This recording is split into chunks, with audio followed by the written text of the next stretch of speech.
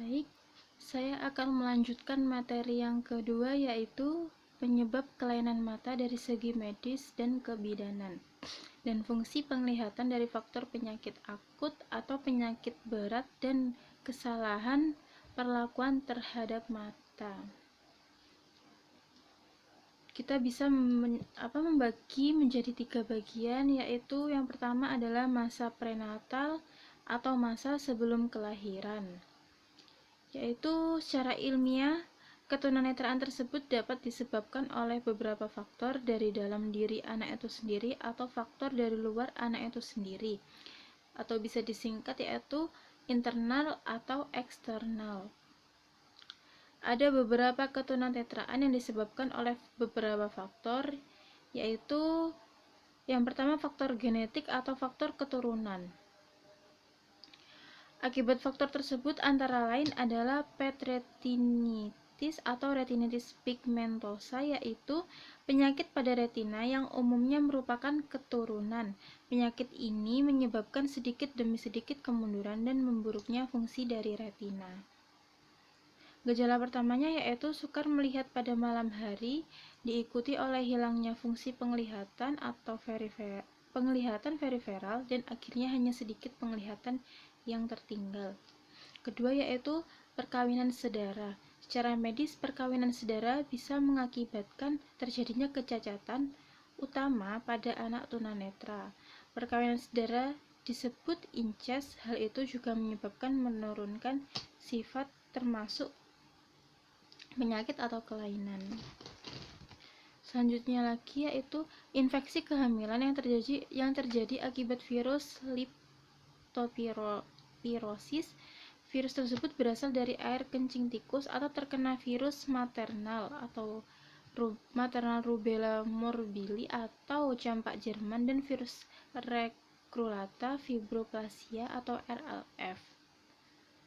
Maka dari itu, seorang ibu hamil harus benar-benar menjaga kebersihannya. Selanjutnya yaitu gangguan genetik yang terjadi karena adanya kelainan kromosom akibat transportasi yang mengakibatkan keracunan darah atau toksainia. Yang ketiga yaitu faktor Heart-Rich Group atau kelompok yang beresiko tinggi, yaitu pada usia kehamilan yang terlalu muda seperti usia belasan tahun, yaitu usia 12-15 tahun, atau terlalu tua di atas 40 tahun. Pada dasarnya, wanita yang berusia setelah menstruasi, usia 12-15 tahun atau belasan tahun, memiliki organ seksual dan kandungan yang sudah matang dan siap untuk dibuahi. Namun secara psikologi, wanita yang usianya masih belasan tahun belum cukup untuk berumah tangga. Dan juga dapat dimungkinkan ketika hamil akan mengalami stres dan depresi atau baby blues, karena secara psikologi masih belum siap, dan masa dewasa awal seorang wanita yaitu dipersiapkan untuk bersemangat mencari ilmu bekal di masa depannya. Yang keempat yaitu kelompok yang beresiko tinggi adalah wanita berusia 40 tahun ke atas, karena wanita yang berusia 40 tahun ke atas itu dimungkinkan kondisi tubuhnya mulai melemah seperti otot-ototnya dan sudah tidak sekuat ketika usia di bawah 40 tahun. Hal tersebut bisa dimungkinkan ketika hamil akan menimbulkan sesuatu yang tidak baik untuk perkembangan janinnya. Yang kelima yaitu keracunan saat hamil. Hal ini diakibatkan oleh janin yang kekurangan vitamin atau kelebihan. Jika wanita hamil kurang makan, maka akan melemah, dan itu akan berdampak kurang baik bagi kesehatan janin, karena asupan gizi yang dimakan ibu hamil akan ditransformasi ke janin. Dan kelebihan vitamin atau zat besi juga tidak baik, misalnya dari hewan laut seperti udang, ikan tuna, kerang hijau, dan lain-lain. Yang keenam yaitu penyakit menaung. Penyakit ini seperti penyakit TBC. Penyakit ini terjangkit pada individu pada seseorang akibat dari sanitasi lingkungan yang kurang memadai atau lingkungan yang kotor. Jika ibu hamil menderita atau mengidap penyakit TBC dan ingin sembuh, maka ia akan mendapatkan perawatan khusus, yaitu dengan mengkonsumsi obat secara kontinu atau secara berkesinambungan, karena jika tidak akan berdampak pada gangguan metabolisme ibu dan janin sehingga pertumbuhan janin tidak sempurna.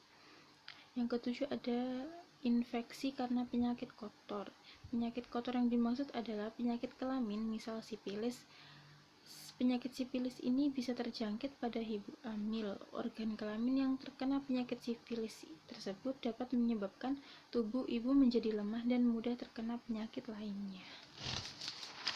Selanjutnya ada virus Toxoplasma gondiki, yaitu virus tersebut berasal dari virus binatang seperti bulu kucing atau kotoran kucing yang sudah mengering kemudian terkena angin dan dihirup oleh ibu hamil secara terus-menerus, dan virus ini bisa mengakibatkan bayi yang dilahirkan bisa mengalami kebutaan atau autis berat dan bayi yang lahir tanpa tengkorak. Selanjutnya ada faktorisus atau RH anoxia prenatal. Pada faktor tersebut yaitu kekurangan oksigen pada calon bayi. Jika kelainan tersebut menyerang pada ibu, akan menyebabkan janin akan terganggu perkembangannya dan kekurangan oksigen, sehingga pertumbuhan otak janin akan terganggu. Yang ke-10 ada pengalaman traumatik. Pengalaman traumatik tersebut bisa terjadi akibat ketegangan saat kehamilan sebelumnya, misalnya sindrom baby blue, yaitu depresi yang pernah dialami ibu akibat kelahiran bayi. Yang kedua, trauma akibat benturan-benturan pada kandungan saat kehamilan, yaitu pada saat hamil terjadi. Yang ke-11 ada penggunaan sinar X. Radiasi sinar X tersebut berasal dari USG yang berlebihan. Radiasi sinar X USG tersebut jika berlebihan akan berdampak pada kelainan janin. Oke. Terus kita lanjut ke bagian yang kedua adalah masa saat perinatal. Masa saat perinatal ini yaitu saat kelahiran. Tadi yang pertama adalah masa prenatal atau masa sebelum kelahiran, sekarang masa perinatal atau saat kelahiran. Terjadinya kelainan saat proses kelahiran dan menjelang serta sesaat setelah proses kelahiran, misalnya kelahiran sulit atau kelahiran pertolongan yang salah atau pertolongan malpraktek. Hal ini akan berakibat pada kelainan bayi yang dilahirkan. Contohnya yaitu yang pertama, kerusakan pada saraf mata saat persalinan, yaitu ketika kelahiran terjadi benturan dari alat-alat benda keras.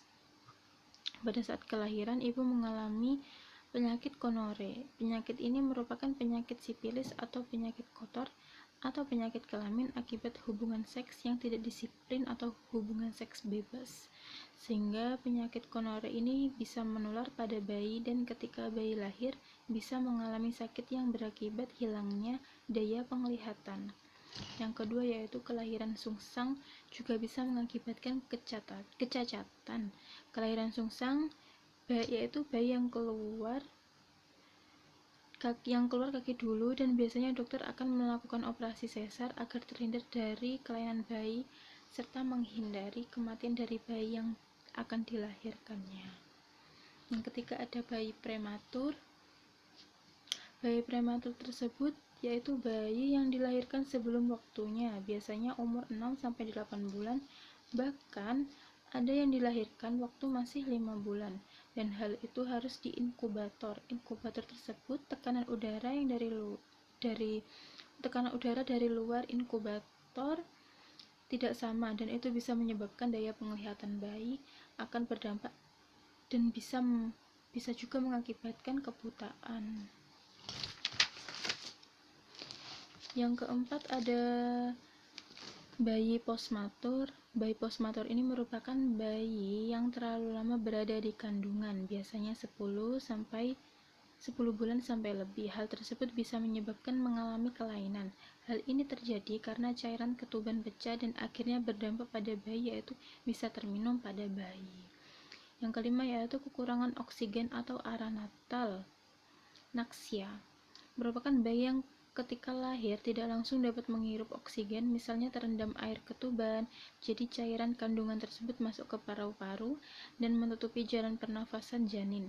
Akibatnya, proses kelahiran yang tidak sempurna sehingga kepala bayi tersebut terlalu lama dalam kandungan. Yang selanjutnya adalah proses kelahiran yang membutuhkan waktu lama. Proses tersebut merupakan proses yang membutuhkan alat-alat medis seperti kop dan lain-lain. Proses yang menggunakan alat-alat medis secara teori juga akan menimbulkan kelainan pada bayi dan mengakibatkan pendarahan serta kecacatan pada otak bayi, misalnya alat yang menggunakan vakum atau tenferosing. Pendarahan pada ibu bisa terjadi akibat plasenta previa. Plasenta previa merupakan ilmu kedokteran, yaitu jalan keluar bayi tertutup oleh plasenta sehingga janin tersebut semakin membesar, maka gerakan ibu dapat membenturkan kepala bayi ke plasenta dan mudah berdarah. Pendarahan ini juga bisa disebabkan karena ibu menderita penyakit sifilis, gonorrea, atau HIV atau kista. Selanjutnya ada tulang ibu yang tidak proporsional atau disproporsi cefalopelvic. Ibu yang memiliki kelainan bentuk tulang pinggul atau tulang pelvik ini dapat menekan kepala bayi saat proses kelahiran. Hal ini dapat dihindari jika seorang ibu yang melahirkan mengalami tindakan untuk operasi sesar. Selanjutnya yang ketiga ada masa postnatal. Selanjutnya ada masa postnatal atau terjadi kelainan setelah bayi dilahirkan, yaitu merupakan usia perkembangan anak setelah lahir, yaitu usia kurang lebih sampai usia 18 tahun. Anak masih bisa terjadi kelainan, misalnya karena terjadi kecelakaan, keracunan, tumor otak, diare, dan lain-lain. Berikut adalah hal-hal yang menyebabkan kelainan atau kecacatan anak di masa bayi. Yang pertama yaitu penyakit infeksi bakteri dari tuberkulosis atau TBC. Virus meningitis, encephalitis, diabetes mellitus, penyakit panas tinggi yang mengakibatkan kejang-kejang atau staph. Ada juga radang telinga atau otitis media yang karena pada waktu dilahirkan seorang bayi terkena air ketuban yang masuk ke dalam telinga sehingga akan mengeluarkan bau tidak sedap, dan jika dibiarkan akan menjadi tuli karena terracuni oleh air ketuban tersebut dan akan mengakibatkan radang telinga yang biasa disebut dengan otitis media. Penyakit malaria tropicana, yaitu penyakit tersebut merupakan penyakit kronis dan bisa disembuhkan, tetapi jika menyerang bayi itu sangat riskan karena penyakit tersebut bisa disembuhkan dengan pengobatan yang intensif, yaitu pengobatan yang secara terus-menerus. Jika penyakit tersebut disandung oleh bayi, maka akan bisa menghambat perkembangan, yaitu perkembangan fisik, mental, dan lain-lainnya. Karena pada waktu itu anak-anak sedang dalam perkembangan bertumbuhnya. Penyakit anak-anak yang angkut tersebut bisa mengakibatkan komplikasi pada organ mata. Infeksi atau virus yang menyerang saraf tersebut pada anatomi mata akan berdampak pada kebutaan, misalnya penyakit tumor otak yang menyerang saraf pusat pada organ penglihatannya.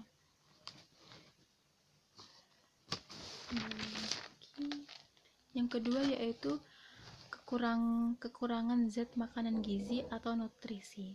Gizi dan nutrisi ini sangat dibutuhkan oleh seorang bayi yang baru dilahirkan karena untuk proses pertumbuhan, kesempurnaan otak, dan organ-organ penting lainnya. Bayi ketika usia kurang dari 6 bulan cukup diberikan air susu ibu. Tidak boleh diberikan makanan yang berat seperti pisang, bubur, atau nasi dihaluskan karena belum waktunya dan ususnya masih sangat kecil dan belum siap untuk mencerna makanan. Jika dipaksakan dalam perkembangan pola masa remaja,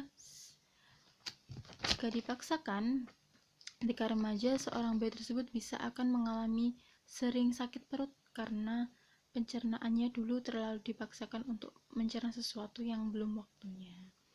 Yang ketiga yaitu kecelakaan bayi. Bayi yang terlahir normal seperti anak pada umumnya, menurut dokter, seorang bayi masih bisa mengalami kelainan karena kecacatan dari dalam diri bayi tersebut, juga bisa dari luar. Ya, misalnya terjadi kecelakaan, benturan-benturan yang mengenai organ matanya. Kecelakaan tersebut bisa mengenai otak, karena otak yaitu sebagai organ utama di kehidupan manusia ya.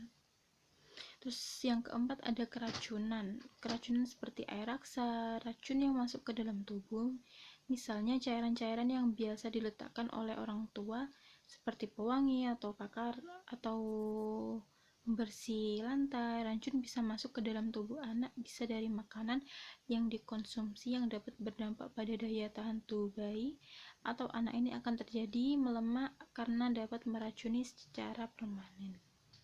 Racun ini bisa menyebar dalam darah dan bisa dialirkan pula ke otak sehingga dapat menyebabkan kecacatan pada bayi. Yang kelima, mengalami kelainan mata karena penyakit mata.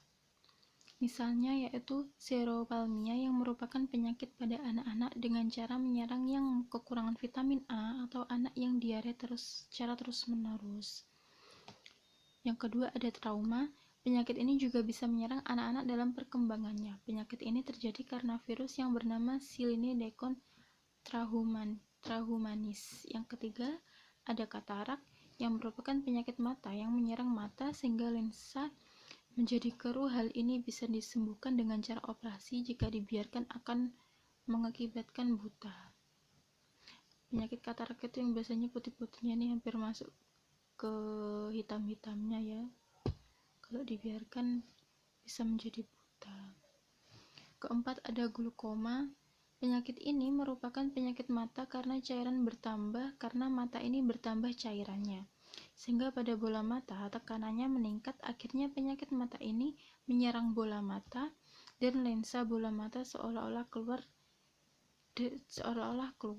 dalam bahasa Jawanya yaitu mendolo karena lensa yang keruh. Yang kelima ada diabetik retinopati yang merupakan gangguan pada retina yang disebabkan oleh penyakit DM, diabetes atau diabetes mellitus. Jadi retina-retina yang penuh dengan pembuluh darah yang berdampak pengaruh pada kerusakan sistem sirkulasi sehingga merusak penglihatannya. Yang keenam ada macular degeneration. Kondisi umumnya yaitu masih agak baik, di mana daerah tengah dari retina secara berangsur-angsur akan memburuk. Anak dengan retina degenerasi ini masih memiliki penglihatan perifer. Akhirnya seorang anak akan kehilangan kemampuan untuk melihat secara jelas. Yang dilihat yaitu objek-objek di bagian tengah bidang penglihatannya. Yang ketujuh ada retinopathy of prematurity. Hal ini dialami oleh bayi yang lahir prematur. Pada saat bayi dilahirkan prematur, dia memiliki potensi penglihatan yang kurang. Karena bayi prematur ditempatkan di inkubator, yang mana pada inkubator tersebut akan terjadi perubahan kadar oksigen yang signifikan. Perubahan kadar oksigen itu dapat menyebabkan pertumbuhan pembuluh darah menjadi tidak normal.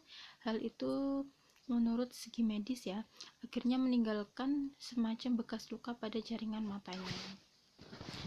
Oke, sekarang kita masuk ke bab 2, yaitu penyebab-penyebab ketunanetraan sangat bervariasi ya, tergantung pada lokasi geografis dan status sosioekonomi serta usia. Seperti kondisi kota yang panas, jarang ada pohon-pohonan sehingga panas dan tandus serta angin mudah bergerak. Maka dari itu akan terjadi daerah yang kering. Daerah yang kering tersebut biasanya banyak terdapat penyakit mata jenis trauma. Trauma ini merupakan penyebab utama timbulnya kebutaan di negara-negara yang sedang berkembang, tetapi banyak sekali organisasi yang berhubungan dengan kesehatan yang memiliki program, yaitu program pencegahan kebutaan. Jadi mereka itu bekerja di perkampungan, di daerah-daerah terpencil atau daerah-daerah miskin dengan tujuan memberikan penyuluhan kepada masyarakat tentang sanitasi, tentang kebersihan, kesehatan, dan juga memberikan akses pengobatan untuk kesehatan penyakit, sehingga masyarakat tersebut akan terhindar dari penyakit yang membahayakan, termasuk penyakit trauma. Namun di negara-negara barat, penyakit-penyakit degeneratif adalah penyebab utamanya, contohnya diabetes, katarak, glukosa. Hal ini terjadi karena pola hidup dan usia harapan hidup mereka lebih panjang dari generasi sebelumnya dan juga usianya. Jadi usia tersebut berhubungan dengan penurunan daya penglihatannya. Degenerasi atau penurunan anatomis di fisiologis ini akan berakibat pada gangguan organ mata dan fungsi penglihatannya. Penyakit-penyakit lain yang bisa mengakibatkan kelainan mata yaitu yang pertama ada diabetes mellitus, yang kedua ada hipertensi, yang ketiga ada oftalmopati endoktrin, yang keempat ada infeksi sistematik, yang kelima ada radang konjungtiva atau bahasa ilmiahnya disebut konjungtivitis gonorrhea. Yang keenam ada kelainan genetik dan kekurangan vitamin A. Yang ketujuh ada trauma yang terjadi pada orang dewasa, yaitu trauma dari benda tumpul atau benda tajam karena benda tumpul, benda tajam, kimia, atau trauma sinar yang tajam atau trauma sinar listrik. Yang pertama yaitu ada diabetes mellitus, merupakan penyakit yang sangat berbahaya karena pola hidup, dan penyakit ini termasuk penyakit berat menahun yang mengenai seluruh bagian tubuh manusia melalui darah dan bisa juga berkomplikasi dengan penyakit lainnya. Yang kedua ada hipertensi. Kasus ini mengakibatkan arteriostik erosis ini mengalami penyempitan pembuluh darah atau pecahnya pembuluh darah sehingga memberikan gejala eksudasi dan pendarahan. Yang ketiga ada oftalmopati endoktrin, adalah kelainan endoktrin yang dapat menyebabkan kelainan pada mata yang akan mengakibatkan kesulitan dan kekurangan bahkan kelebihan sirkulasi udara dalam tubuhnya.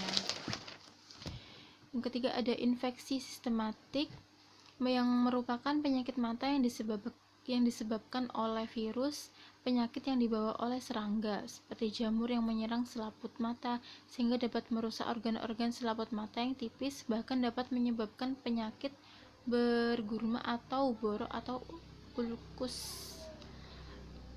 Selanjutnya ada radang konjungtiva atau konjungtivis gonorrhea, adalah infeksi karena tuberkulosis atau penyakit TBC, juga karena penyakit kelamin, alergi, difteri, sehingga akan terjadi radang kornea.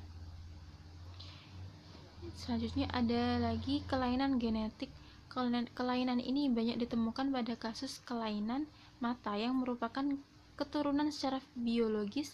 Kelainan ini disebut dengan kelainan distrofi kornea. Selanjutnya ada kekurangan vitamin A yang dapat menyebabkan terjadinya gangguan mata sampai terjadi kebutaan. Gejala-gejala yang muncul pertama yaitu buta sinjai atau anak kelainan buta sinjai, yaitu karena kelainan pada sel-sel batang retina. Kekurangan vitamin A juga menyebabkan produksi air mata berkurang. Dampak dari vitamin A yaitu dari air mata berkurang adalah kekeringan pada konjungtiva atau kornea. Kekeringan kornea sehingga mengakibatkan kornea ini menjadi luka atau ulkus atau borok. Kornea ini dapat punah. Selanjutnya ada trauma yang diakibatkan karena benda tumpul atau benda tajam, zat kimia, trauma sinar matahari, listrik, dan benda asing yang masuk ke dalam mata.